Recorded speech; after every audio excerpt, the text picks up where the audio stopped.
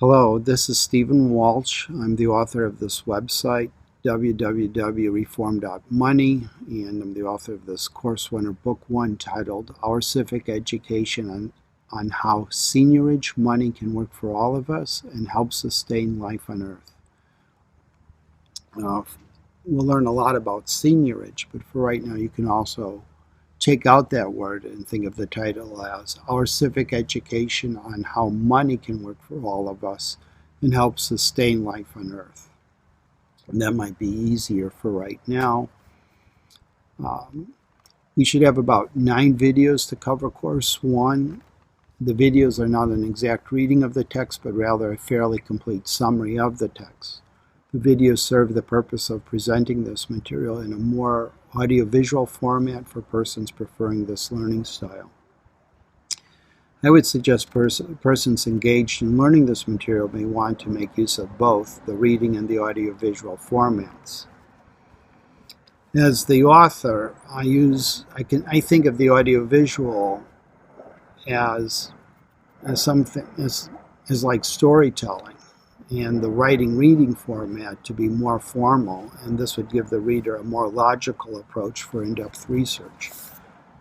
Hence, using both might be useful. Now, to cover the preface and the introduction, we start with several people playing Monopoly in the rules state, or the caption states rather, short game. One player is named a banker. They win. There is truth to this in the sense that the Federal Reserve, referred here in these videos as the Fed, can always create the money for its payroll and its operations. This artificial world controls the lifeblood of society, that is money, and it tends to favor banking institutions and their owners in having sufficient amounts.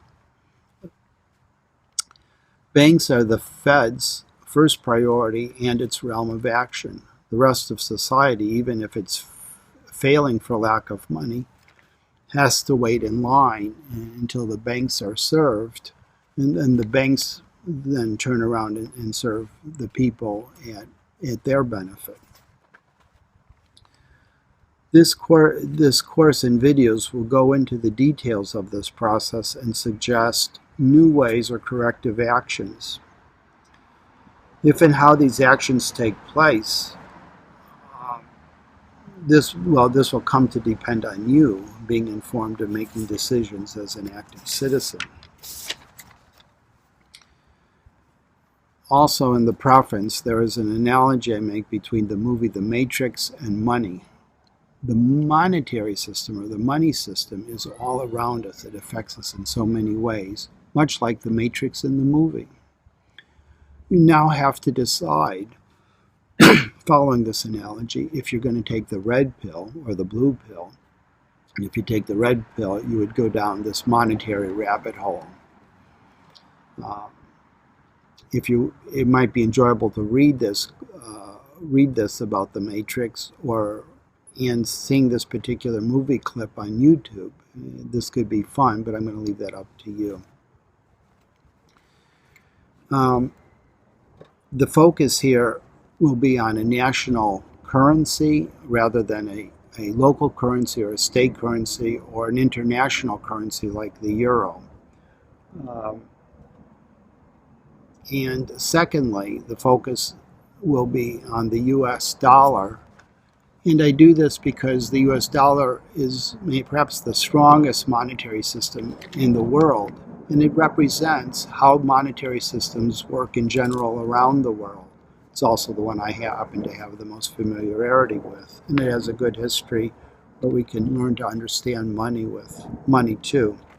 In courses 2 and 3, we'll go into the history of this system and also ancient history from Greek and other places around the world.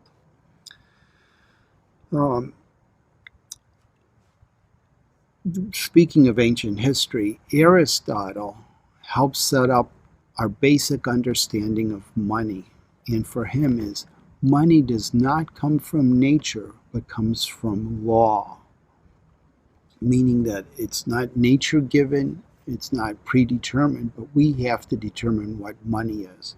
And this is a crucial point, that it does not come from nature, but it comes from law. And it comes out of the customs that people develop around money. And